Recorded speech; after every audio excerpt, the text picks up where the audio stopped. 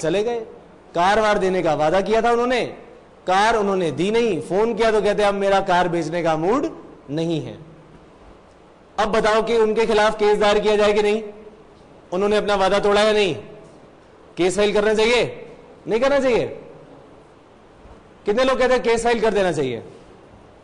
1 2 3 4 5। बहुत सारे ऐसे हाथ हैं जो कहेंगे हां केस फाइल कर देना चाहिए। करना चाहिए कि नहीं? नहीं करना चाहिए। चलिए इसको भी थोड़ी देर साइड में रख देते हैं। बहुत सारे एग्जाम्पल होंगे आज, याद रखने हैं। 50 एग्जाम्पल बताऊंगा, याद रहेंगे? हाँ या ना? चलो एक और एग्जाम्पल देता हूं। चौथा एग्जाम्पल है हमारा कि अगर एक पुराना केस उठाया जाए, पुराने केस में एक मौलाना साहब थे एक मस्जिद के। जिस मस्जिद में वो मौलाना थे वो मस्जिद ना बहुत ही टूटी फूटी थी और वहां पर एक रोज नमाजी आया करता था नमाज पढ़ने। जब वो नमाज पढ़ने आए वो तब मौलाना साहब को बोलता था कि अरे यार तुमने ये दीवार यहां पर टूटी हुई है इसकी रिपेयर क्यों नहीं कराते? और मौलाना साहब चुप रह जाते। आखिरकार मौलाना साहब को गुस्सा आया। उन्होंने कहा अगर तुम्हें इतनी ही परेशानी है तो तुम पैसे दे दो इसके, मैं अभी ठीक करवा दूंगा इसे। और नमाजी तो हिल गया, अरे ये क्या हो गया आज मौलाना साहब को। और उन्होंने ये कहा कि चलो ठीक है तुम कल आना मेरे घर और रिपेयर के पैसे 100 रुपए ले जाना। बहुत पुरानी बात है, 100 रुपए की बहुत वैल्यू होती थी उस समय। तो ऐसे समय में जब उसको वादा मिल गया कि हाँ भाई रिपेयर का पैसा मिलेगा, मौलाना साहब के तो मजे आ गए, चलो जी मस्जिद की दीवार बन जाएगी। अगले दिन मौलाना साहब उसके नमाजी के घर पहुंच गए और कहा जी कि लाओ आप तो 100 रुपए देने का वादा कर रहे थे। नमाजी कहता है भाई आप कौन हो? मैं तो आपको जानता ही नहीं। यानी वो पैसा देने से साफ इनकार कर रहा है कि पैसा वैसा मैं नहीं देने वाला।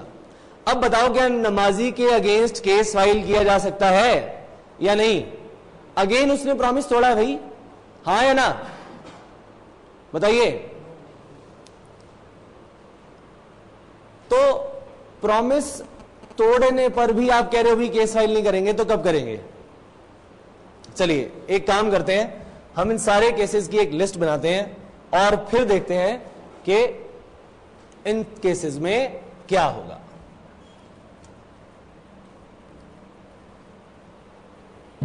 पहला केस, फर्स्ट केस इज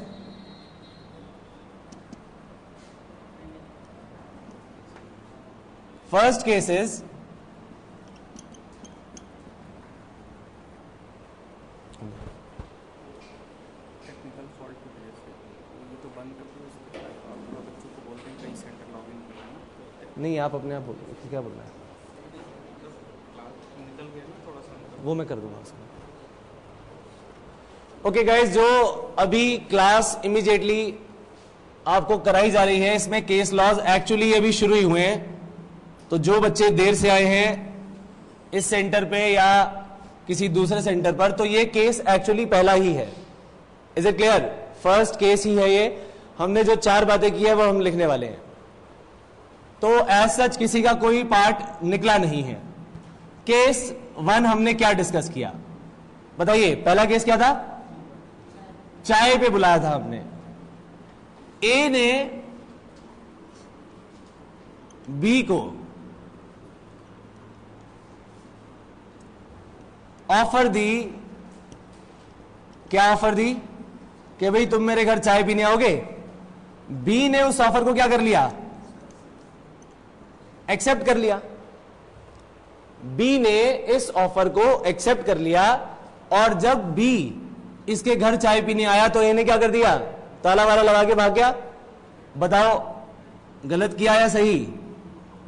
गलत किया। पहला केस हमारा ये था। दूसरा केस, दूसरा केस कौन सा?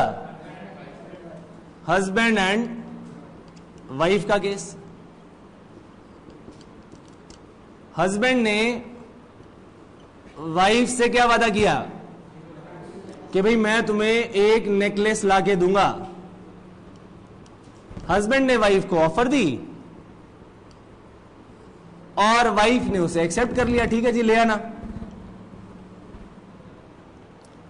अब अगर हस्बैंड नेकलेस लाकर नहीं दे वाइफ को तो क्या वाइफ उसके अगेंस्ट केस दायर कर सकती है? अभी पहचानते हैं, अभी चेक करते हैं। फिलहाल केस नंबर 2 हमारा ये हो गया। अब आती है बात केस नंबर 3 की। कौन सा था केस नंबर 3?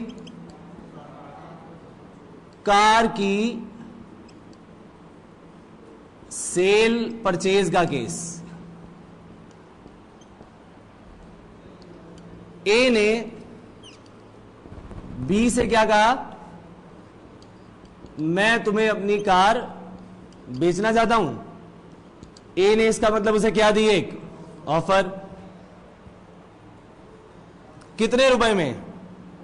बी ने कहा ठीक है मैं तुम्हें इसके लिए 1 लाख रुपए देने के लिए तैयार हूं।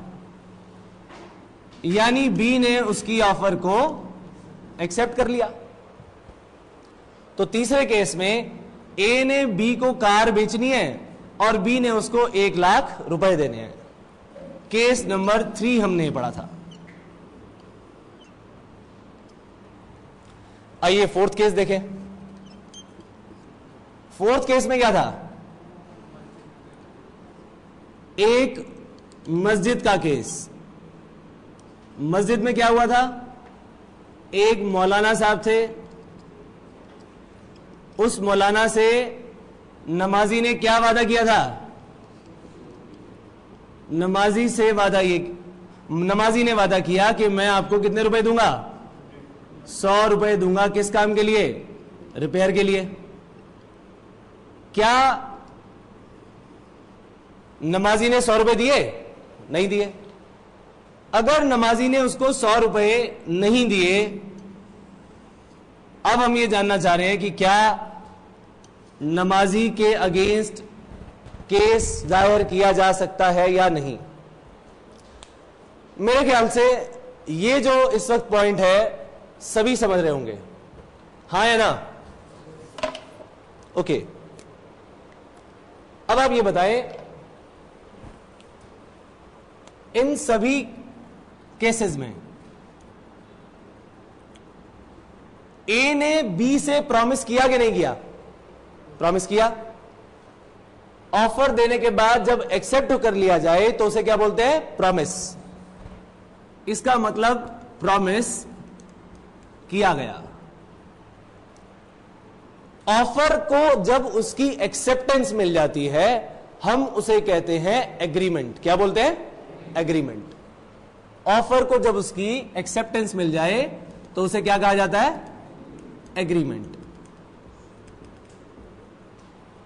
तो फिलहाल थोड़े समय के लिए हम ये मान लेते हैं कि प्रॉमिस और एग्रीमेंट एक ही बात है। प्रॉमिस और एग्रीमेंट एक ही बात है, ठीक है। हर केस में एक ऑफर थी और एक एक्सेप्टेंस। यहां पर भी ए ने ऑफर दी, बी ने एक्सेप्ट किया। यहां पर भी मौलाना को किसने ऑफर दी थी? नमाजी ने ऑफर दी थी। क्या कहा था? कि मैं तुम्हें 100 रुपए देता हूं, तुम मस्जिद की दीवार को ठीक करवाओ। तो यहां ऑफर किसने दी? बताइए, मौलाना ने या नमाजी ने? नमाजी ने। और उस ऑफर को एक्सेप्ट किसने किया?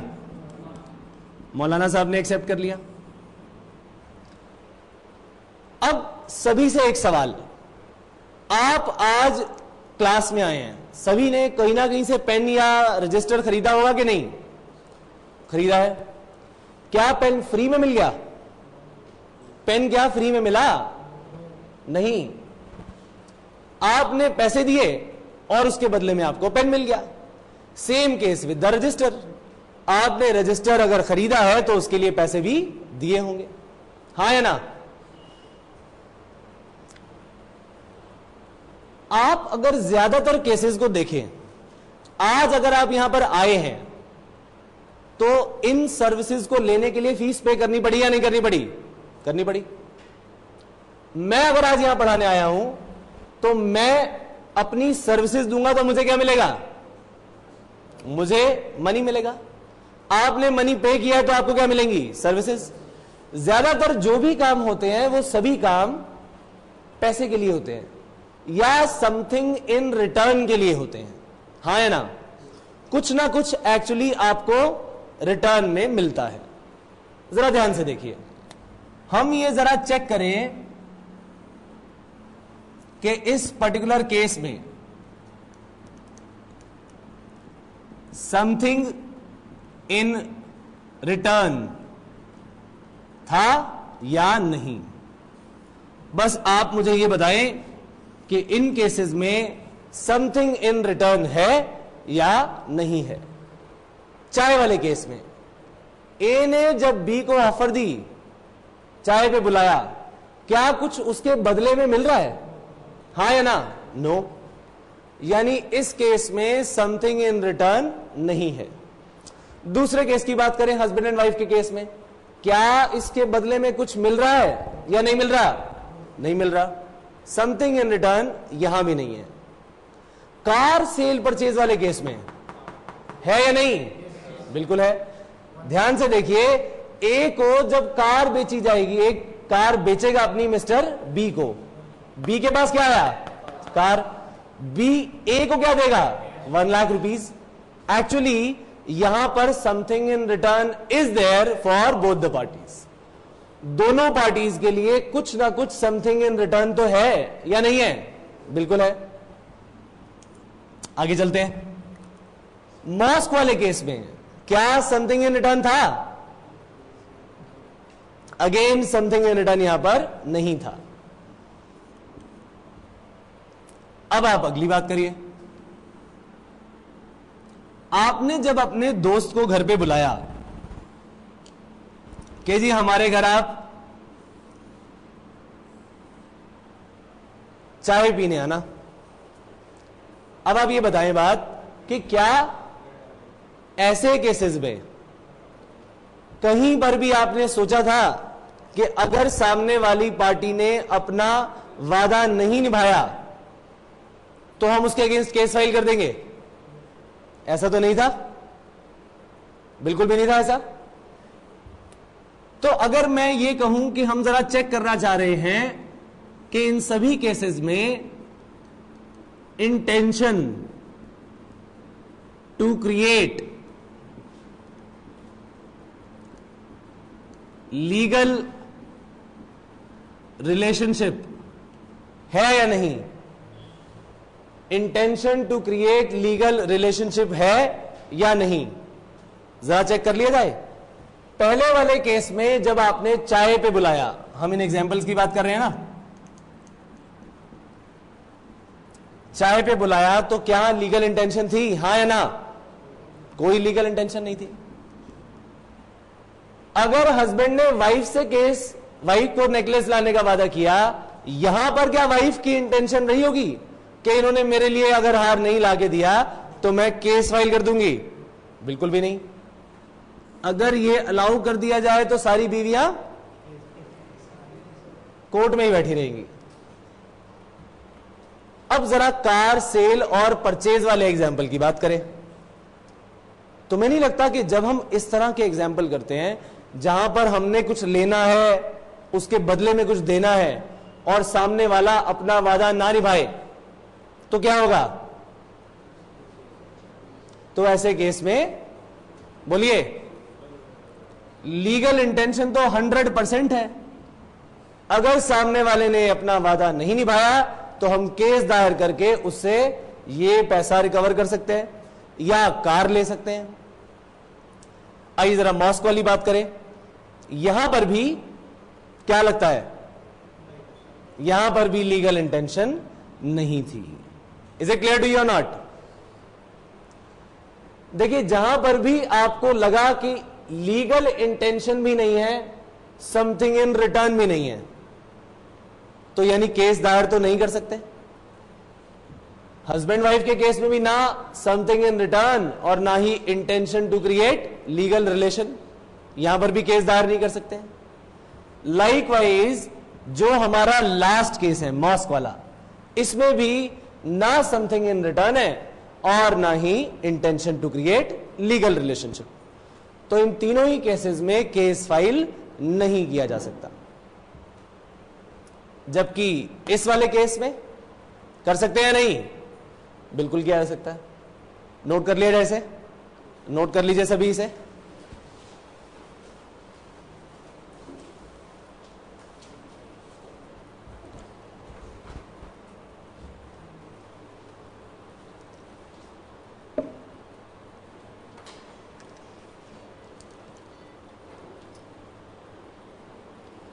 मोबाइल्स प्लीज स्विच ऑफ रखिएगा।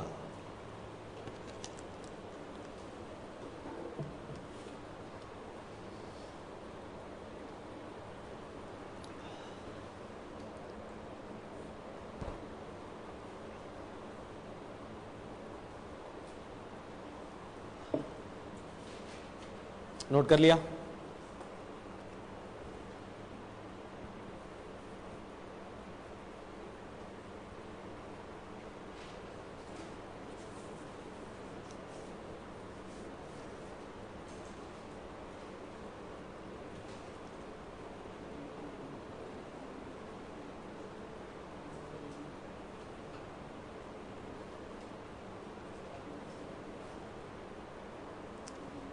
थोड़ा स्पीड से नोट करिए प्लीज।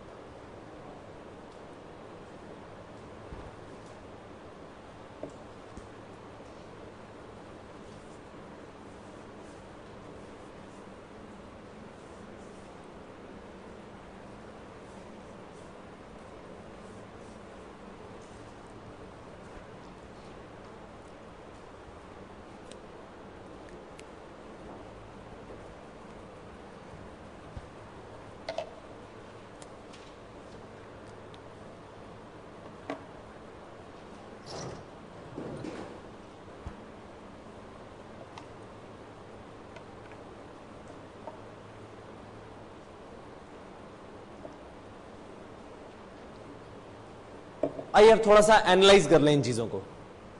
जरा देखो, पहले इस केस के बारे में अगर हम बात करें, टी वाले केस के बारे में, तो ये टी वाला जो केस है, तुम्हें क्या लगता है किस तरह के नेचर का एग्रीमेंट है ये? तुम्हें नहीं लगता कि ये सोसाइटी से रिलेटेड कोई काम है? तो मैं इसे अगर सोशल नेचर का एग्रीमेंट बोल दूं तो कोई गलत तो नहीं होगा? एक काम करते हैं, इनके साथ ही लिख लेते हैं कि किस नेचर के एग्जाम्पल है।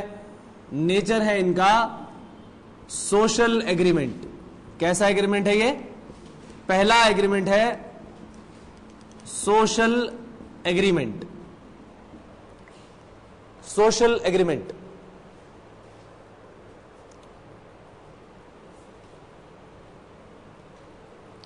दूसरे एग्जाम्पल की अगर बात करें तो दूसरा किस तरीके का एग्जाम्पल है? ये एग्जाम्पल है डोमेस्टिक नेचर का। ये है डोमेस्टिक नेचर का एग्जाम्पल। तो ये है डोमेस्टिक एग्रीमेंट। ये कैसा एग्रीमेंट हो गया? Domestic agreement. अब जरा कार सेल परचेज वाले में बात सोचे। ये बिजनेस नेचर का यानी कमर्शियल नेचर का एग्रीमेंट। ये कैसे नेचर का एग्रीमेंट हो गया? कमर्शियल नेचर का एग्रीमेंट।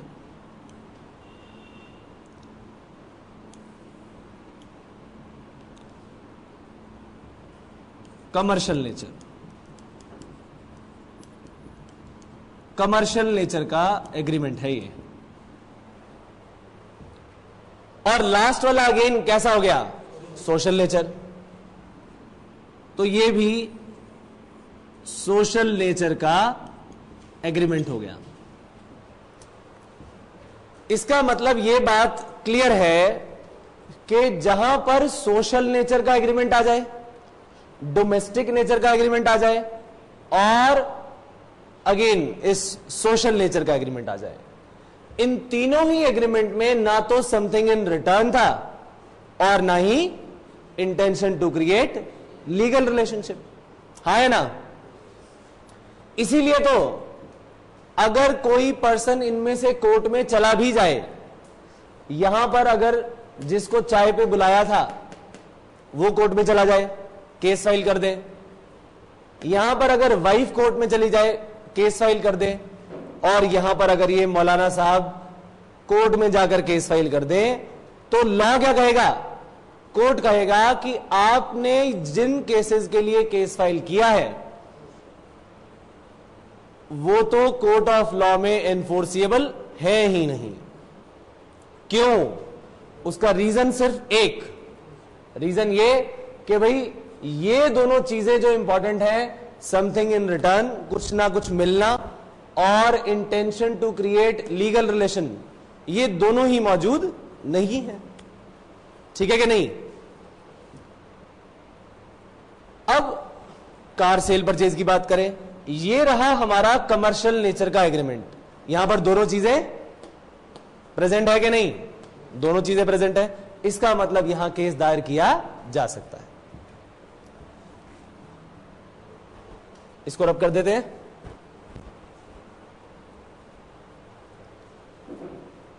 अब ये बताएं आप मुझे कि एग्रीमेंट कितने तरह के हैं, और मेरा क्वेश्चन आपसे कि एग्रीमेंट और कॉन्ट्रैक्ट में, जो कि अभी मैं आपसे डिस्कशन करने वाला हूं, इन दोनों में क्या रिलेशन है? सबसे पहले, अगर किसी भी एग्रीमेंट को मैं ये कहूं कि मुझे कोर्ट ऑफ लॉ में एनफोर्स करवाना है, तो जरूरी है कि उसकी एनफोर्सिएबिलिटी होनी चाहिए, उसकी एनफोर्सिएबिलिटी बाय लॉ होनी चाहिए। अगर किसी भी एग्रीमेंट की एनफोर्सिबिलिटी आ जाती है तो ये एग्रीमेंट बन जाएगा कॉन्ट्रैक्ट। ये एग्रीमेंट क्या बन जाएगा? कॉन्ट्रैक्ट। Is it clear? तो वो एग्रीमेंट जिसकी एनफोर्सिबिलिटी आ जाए, ये एग्रीमेंट क्या बन जाता है? कॉन्ट्रैक्ट। इससे पहले हमने और क्या चीज सीखी थी कि ये एग्रीमेंट बना तो बना कैसे? एग्रीमेंट जो बनेगा ये बनेगा ऑफर प्लस उसकी एक्सेप्टेंस से। तो एक बार अगर ऑफर एक्सेप्ट हो जाए वो एग्रीमेंट बन जाता है,